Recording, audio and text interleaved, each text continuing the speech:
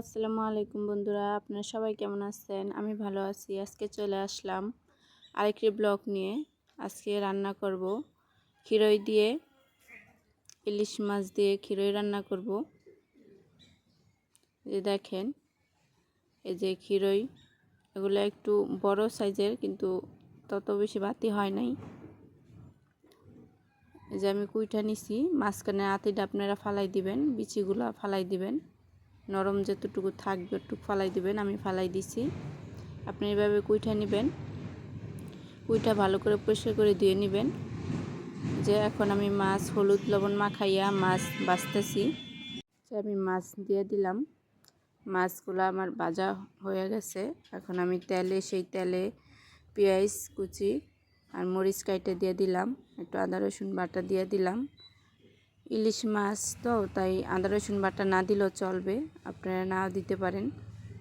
একটু লবণ দিলাম, সামান্য পানি দিয়া হলুদের গুঁড়া মরিচের গুঁড়া দিলাম, দিয়ে ভালো করে আপনারা মশলাটা কষাবেন। কষায় তারপরে শসাটা দিয়ে দিবেন, শসা না খিরা দিয়ে দিবেন। একবার এভাবে রান্না করে খায়া দেখবেন, দারুণ স্বাদ হয় এই তরকারিটা। আমার কষানোতে তরকারিটা অনেক সিদ্ধ হয়ে গেছে। যে দেখেন, অল্প সময় লাগে এটা সিদ্ধ হইতে, বড় সাইজের তো সেজন্য। দেখেন আমার কষানো হয়ে গেছে, এখন আমি জল দিয়ে দেব। এই যে জল দিয়ে দিলাম, অল্প পরিমাণে জল দিবেন আপনারা, এটা সিদ্ধ হইতে বেশি সময় লাগবে না। যে আমি এখন পানিটা গরম হয়ে গেছে, পরে মাছ দিয়ে দিলাম। আমার রান্নাটা এখন কমপ্লিট হয়ে গেছে। আপনারা যদি ভালো লাগে আমার রান্নাটা, প্লিজ সাবস্ক্রাইব করবেন, কমেন্টস করবেন, শেয়ার করবেন আপনার বন্ধুদের কাছে। ধনেপাতা দিয়ে উঠে নেবেন উঠানোর আগে।